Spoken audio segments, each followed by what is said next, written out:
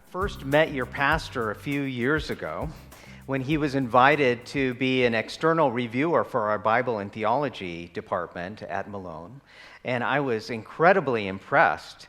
And in fact, the recommendations that he made at that time are things that I have begun and will continue to implement all the way forward here.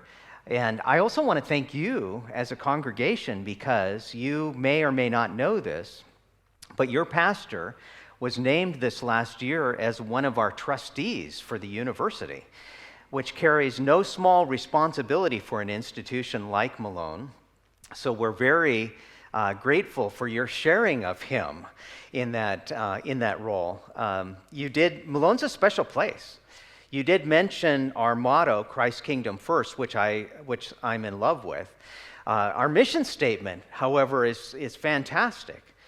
The mission of Malone University is to provide an education based on biblical faith in order to develop men and women in intellectual maturity, wisdom, and Christian faith who are committed to serve church, community, and world.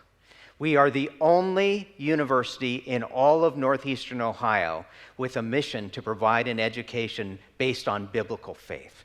And so I am so grateful for this congregation standing with us in prayer as we write a new chapter in the history of Malone University. Thank you so much for being a part of that and for welcoming Darla and I this morning. I'm going to share a message with you based on the story of the storm on the Sea of Galilee, called Bring a Pillow. And whenever a preacher has a title, Bring a Pillow, it's always a little dangerous. So I hope you didn't actually bring a pillow. But nonetheless,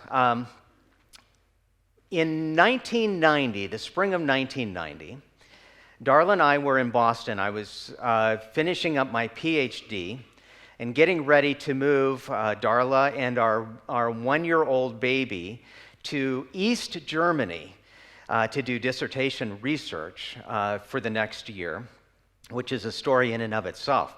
Boston's a great city. I don't know if you've been there before, filled with wonderful museums and cultural experiences.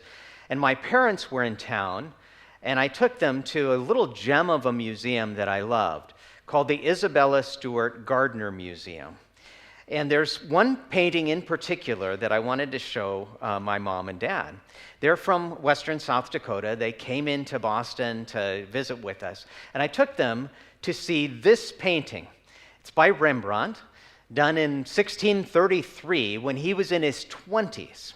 It's the only seascape that Rembrandt ever did. It's called Storm on the Sea of Galilee, which is, of course, our scriptural text for this morning. I love this painting, and I wanted to highlight it for them. It wasn't very many days after their visit and us looking at this painting that we woke up only to find that it, along with a few other high-value paintings, had been stolen. In fact, a couple of guys dressed as security guards came. They said they were responding to a disturbance call. They tied up the museum guards, and they literally cut out this painting in its canvas, rolled it up, and it has never been seen since. So we are, interestingly, some of the last people to have seen this particular painting. Now, it's probably in the basement of some Saudi prince, I don't know. But one of the reasons why I liked it so much, I like it still, and if any of you actually have this painting in your basement, would you please let me know, and we'll return it to the Isabella Stewart Gardner Museum. One of the reasons why I like it is it captures the moment in the storm right after the disciples have woken Jesus up. And let's do just a little bit of a quiz here this morning. So, okay, I'm a former college professor, so pop quiz time. Now, how many people should be on the boat in the storm of the Sea of Galilee? So think about it for just a moment. Anybody want to call it out? How many people should be? 13, right? 12 disciples and Jesus. All right, good. You probably cannot tell from this screen, but there are actually 14 figures painted in this painting. Now, it's not like Rembrandt made a mistake. He was trying to make a point. So if you take a look at the next, and it's a little harder to tell, but I've given you a little insert here, and you can see maybe one of the figures there kind of in the dark. 14 of them. Who's the extra one? Rembrandt, probably, yes. But here's my contention. The 14th person is you. It's me. Rembrandt is painting us into the storm on the Sea of Galilee. He's making a theological point here about us being present right in the middle of the scene. And in fact, all of the figures have a variety of human responses to being in the middle of the storm. Some people are angry. One guy's holding onto his hat. Whoa, Nelly, here we go. Another person in this inset is having a very human experience to being in the middle of a storm. Which one are you most like? When storms happen, what's your natural response? Now, for us to understand the passage upon which this painting is based, I think it's helpful to get a better picture of life as it was in the 1st century A.D. in what is today the state of Israel. And so let me tell you a little bit about the Sea of Galilee. Now, we call it a sea. This is a biblical term, but it's actually more of a lake than a sea. And it's really not even that big of a lake. And if you take a look at the map of the Sea of Galilee, you can see that it's about 13 miles, well, I'll tell you, it's about 13 miles north to south, and about 8 miles east to west. And so all the way around is about 33 miles. Now, if you compare that to Lake Erie, you can have lots of Sea of Galilees within Lake Erie. Lake Erie is about 241 miles across and 57 miles north-south. So it's a small lake, but still, when you're in the middle of it, the closest land is 4 miles away when you're in the middle of this. And the lake has a couple of very interesting distinctives. It's surrounded by low hills on all sides. It happens to be the lowest elevation freshwater lake on the entire planet. On the entire globe, the Sea of Galilee is the lowest elevation freshwater lake. The combination of the low hills around it, the climate, and the low elevation produces pop-up storms that are known for their devastating severity. So a storm on the Sea of Galilee is not an unusual occurrence. And if you're caught in the middle of the lake 4 miles from land and one of these storms hit, it's a serious matter, especially if you're in one of these. This boat, which is an archaeological discovery, sometimes it's called the Jesus boat or the ancient Galilee boat, was excavated from the Sea of Galilee, and it's dated to Jesus' time. Now, we call it the Jesus boat. There's no likelihood that Jesus was actually in this boat, but this is very typical for a fishing boat in the Sea of Galilee in Jesus' day. So let's get the dimensions. This boat is about 27 feet long, that's it, 7.5 feet across, and about 4.5 feet high on the sides. Imagine now there are 13 of you. A sudden pop-up storm in a 27-foot-long boat occurs, and you are 4 miles from the nearest land. It is a frightening situation. The story of the storm on the Sea of Galilee, in fact, makes it clear to me that Jesus wanted the disciples to be in the very middle of the lake, because they started at Capernaum in the north, and they were headed to the land of the Gerasenes in the south. It is literally as far in the Sea of Galilee as you could travel. And it's there that we pick up our story from the Gospel of Mark. Now, this story of the storm of the Sea of Galilee is found in the first three Gospels that we call the Synoptic Gospels, from two Greek words, meaning with and optic, the same word that we get optic. They all kind of see things from the same perspective, the Synoptic Gospels. But Mark adds one interesting little detail, and that's the reason why I love the Markan telling of this story. He adds the detail of a pillow. Here's how the text reads. Mark chapter 4, verses 35 to 41. On the same day, when evening had come, he said to them, "Let us cross over to the other side." Now, when they had left the multitude, they took him along in the boat as he was, and other little boats were also with him. And a great windstorm arose. The waves beat into the boat so that it was already filling. But he was in the stern, asleep on a pillow. And they awoke him and said to him, "Teacher, don't you care that we are perishing?" Then he arose and rebuked the wind and said to the sea, "Peace, be still." And the wind ceased, and there was a great calm. But he said to them, "Why are you so fearful? How is it that you have no faith?" And they feared exceedingly and said to one another, "Who can this be that even the wind and the sea obey him?" May the Lord add his blessing to his word this morning. So a bit of a recap. Previously, this is like in a television series, previously in the Gospel of Mark. The first three chapters of the Gospel of Mark feature story after story of Jesus demonstrating his sovereignty. He is Lord over evil forces. He heals a leper and a paralytic. He is Lord over the Sabbath. He teaches the people.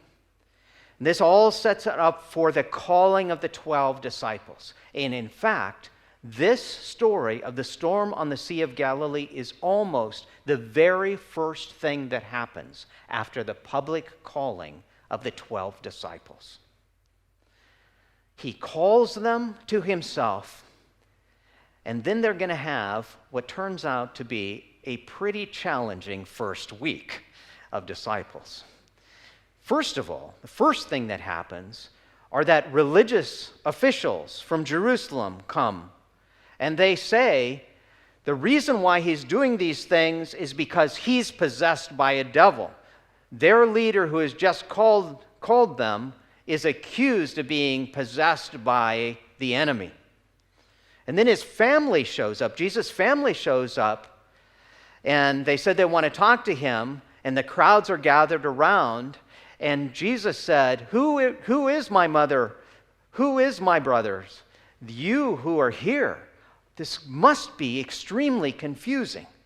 And then just as they are about to get into the boat, Jesus said to those who actually were wannabe disciples, "Foxes have dens and birds have nests, but the Son of Man has no place to lay his head." And another disciple said to him, "Lord, first let me go bury my father." Seems a very reasonable request, "and then I will follow you." But Jesus told him, "Follow me and let the dead bury their dead." The disciples must have been wondering what in the world they have gotten themselves into. And then he leads them directly into a storm. You need to know that sometimes when you're doing everything right, sometimes when you have maybe even recommitted your life to Christ, and have started to follow him, sometimes Christ leads you into a storm. Now, the disciples, in my mind, ask a really bad question in this story. When you're a teacher, you say there are no bad questions, but actually there are bad questions. Really are. So I've heard them all. One of my favorite bad questions is, somebody raise your hand in the middle of lecture. Yes? Do you have a question? May I go to the bathroom? I'm like, you are an adult. If you need to go, you don't have to ask my permission. And I love this bad question. Yes? Will this be on the test? But my favorite bad question of all of the bad questions is this. Oh, professor, I'm sorry, I missed class. Did we do anything important? And I'm always tempted to say, no, we saw you weren't there, and we said, what's the point? We should not go on without you. Now, the disciples ask a bad question. They ask, Jesus, don't you care? Jesus, don't you care? Now, it's a bad question, but it's an understandable one. I have been in ministry for about 40 years. And in my experience, this is a prime reason why people lose their faith. They encounter a storm. They encounter something difficult, devastating, perhaps. Their walk with God leads them into something that is really devastating, really difficult. And they ask, God, don't you even care? What I'm greatly appreciative of is that Jesus actually awoke and did calm the storm. He chided them for their lack of faith, but he did deliver. And he will for you too. There's an interesting parallel with an Old Testament book where you have a storm, a boat, a sea, and somebody asleep. And that is the Book of Jonah. Now, we all know the Sunday school version of the Book of Jonah, but if you haven't read it recently, it's only 4 chapters long. It's a very interesting little book. And it's another way, besides questioning God's care for us, that we can go wrong when we're in the middle of a storm. Here's how Jonah went wrong. The word of the Lord came to Jonah and said, "Arise and go to Nineveh." And Jonah ran from the Lord. He ran from the Lord. Now, it's kind of understandable here that Jonah would run from this calling into a storm as well. Because if you know anything about history, Nineveh is the capital of the world's first great empire, the Assyrian Empire. 8th century BC. They conquered the entire Fertile Crescent area in the Middle East based on the first massive use of iron weaponry. And they were known for their brutality. They asked for tribute, not in money, but in piles of human heads. Known for their brutality. They would take population groups, splitting families apart, and transport them from one part of their kingdom to another part of their kingdom. They destroyed the northern 10 tribes. And in fact, the reason why we have the New Testament group known as the Samaritans is because they are the descendants of what the Assyrians did in the 8th century by ripping apart a portion of those 10 tribes. In fact, you may have heard the term the lost 10 tribes of Israel. Ripping them apart, scattering them across the Assyrian Empire, and moving in peoples from other parts of the empire, creating this kind of half-breed that figures prominently in the New Testament in terms of the Samaritans. They were absolutely brutal. If I was Jonah, I would not want to go to Nineveh. So here's how he faced the storm. He ran the other way. And it said that he went down to Joppa, seaport, and took a ship bound for Tarshish. Now, Tarshish is probably in Spain. So Jonah is thinking to himself here, this is going to be pretty nice. I'm going to go into early retirement. I don't have to face the Assyrians. Those are nice beaches in Spain.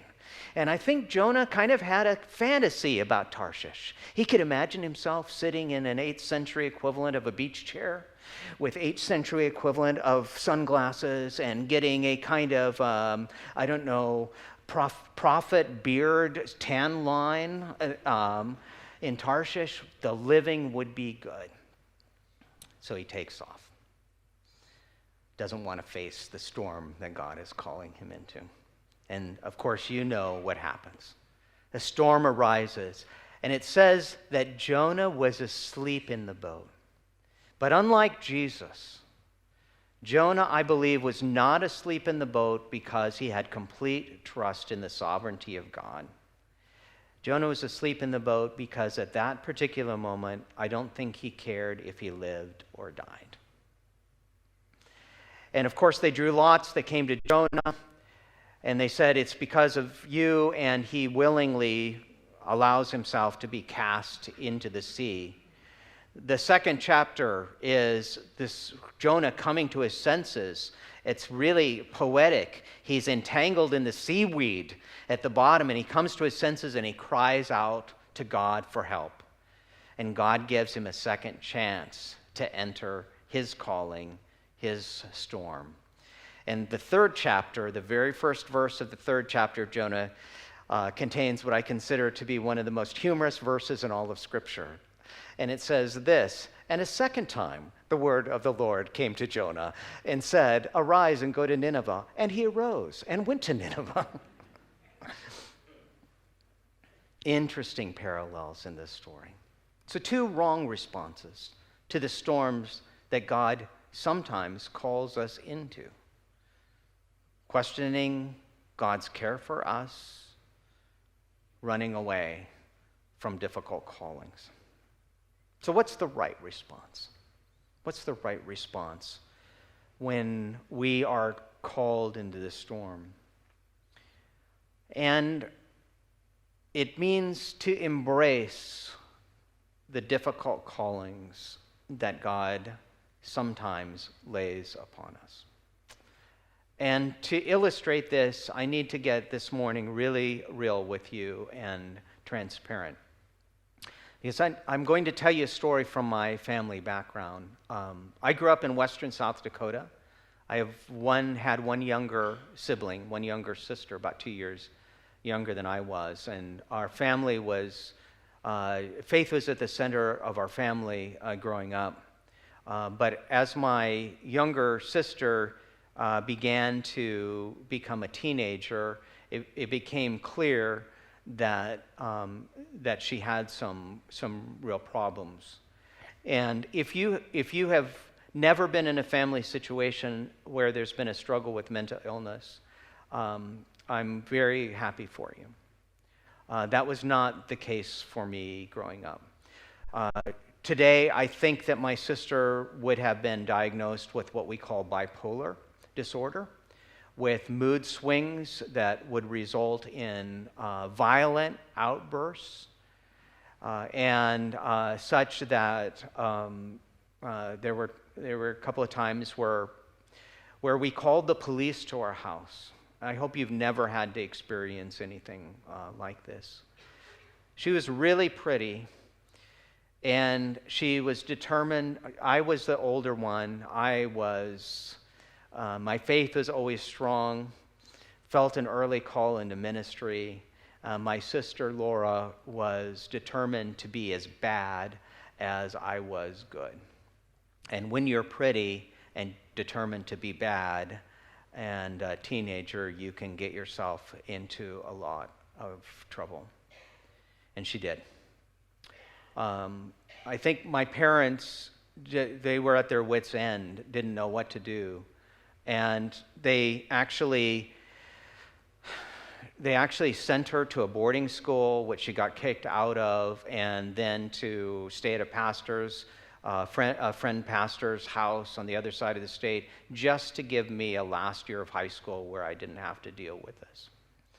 I must tell you that it's the greatest regret of my life that I became so angry with her that I basically wrote her off.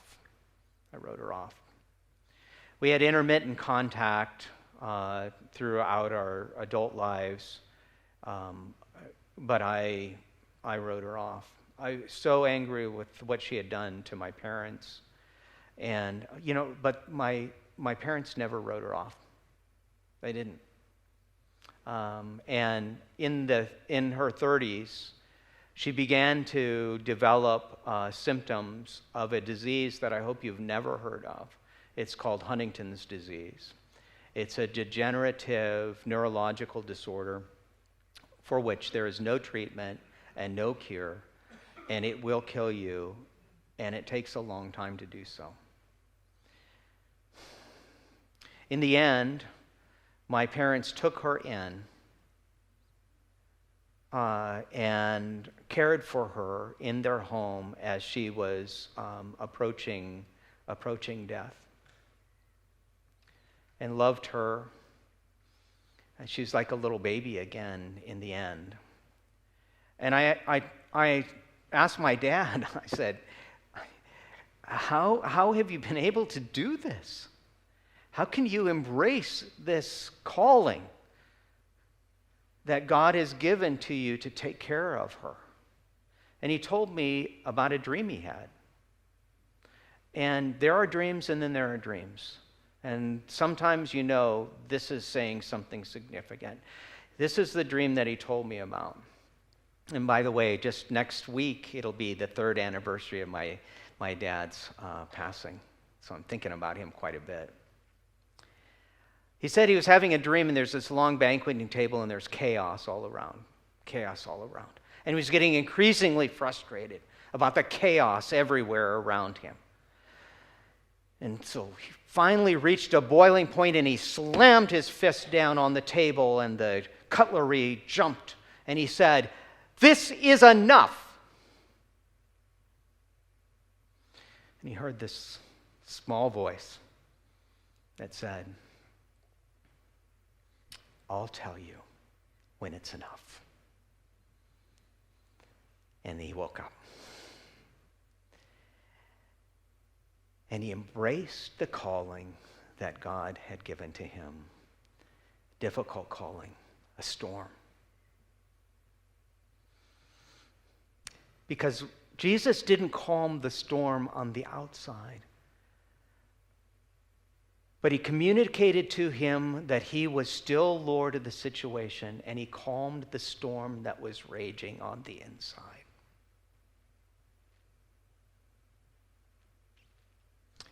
And Jesus will calm your storm. Scripture talks about God like a mother hen with chicks, gather them under their wings. So this morning, I would like you to imagine, if you would, when your head hits the pillow tonight, no matter what storm you may be facing, the words of this message to you, that your Lord is with you and he will calm your storm. Philippians chapter 4, verses 6 and 7, it's a life verse for me. And this is very much the word of the Lord for you this morning. Paul writes, "Do not be anxious about anything." Do not be anxious about anything. Whatever situation this morning that you may be facing, it may be a financial situation, it may be a health situation, it may be a family situation. Do not be anxious about anything. But in everything, by prayer and petition, make your requests known. With thanksgiving. Not thanking Him for the storm. Thanking Him for His presence with you in the middle of that storm.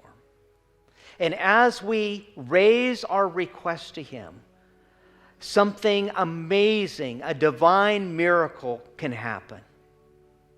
And the peace of God that transcends all understanding will guard your hearts, that is your emotions, and your mind, that is your thinking, in Christ Jesus.